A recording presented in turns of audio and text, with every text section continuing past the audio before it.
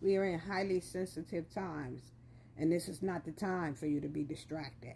What do I mean by being distracted? There are things that you know that you should be doing, but your spirit knows to do the thing, but your flesh wants to do something else. Or there are things that your focus is being taken away from for you to focus on something else.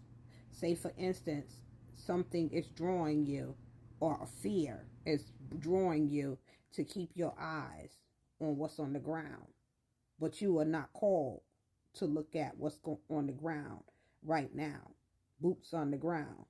You are called to look to the hills, keep your eyes in the sky, and see what's going on in heavenly places.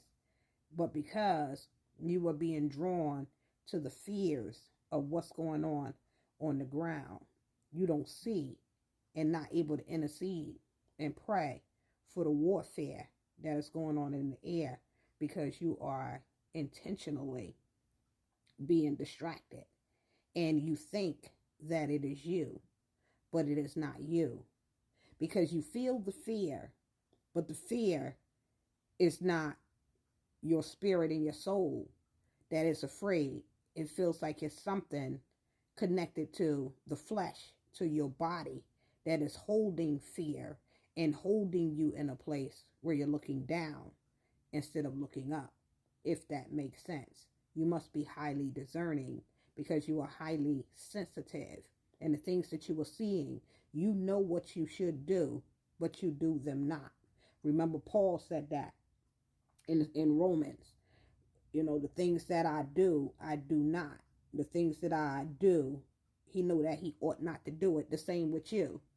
But because you're in the times of the new, of the shift, you can clearly see what it is that you were supposed to do and not do it.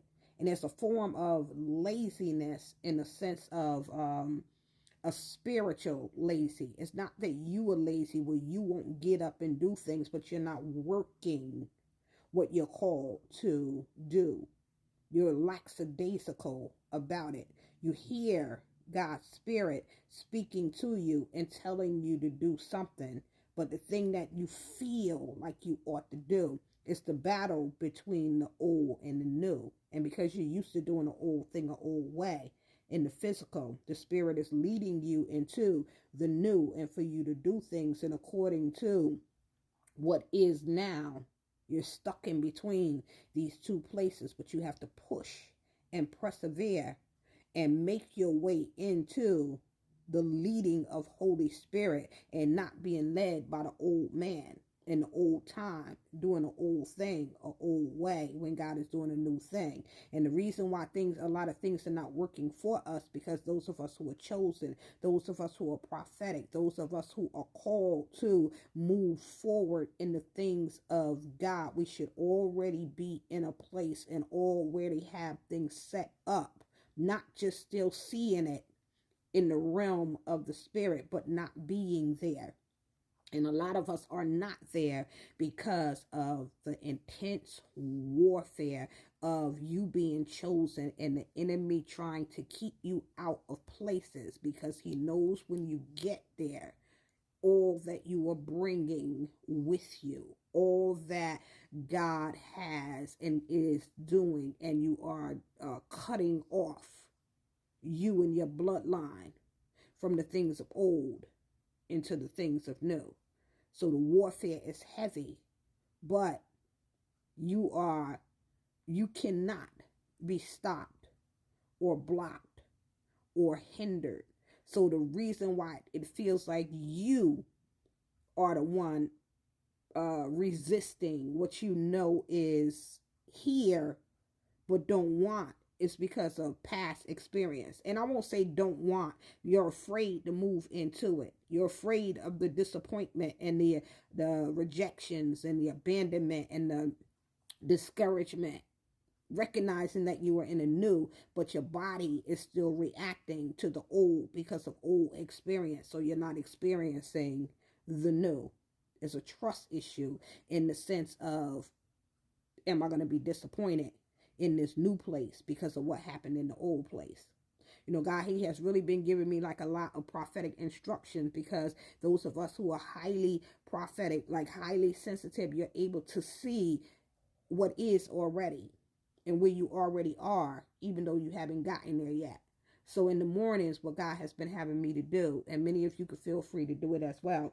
For those of you who are working at this time, you're wearing uniforms and different types of clothing, casual clothing and things of that nature, but you already see yourself in corporate, going to board meetings. You already see yourself going around the world and building schools and talking to leaders, presidents, and dignitaries and things of that nature to get things established and to put into place and things of that nature. And you have to wear a certain attire. But because you wear a uniform, you get dressed in your uniform every day, and you're calling these things and believing because you see it. It's right there. You can reach your hand out and grab it and actually walk into it.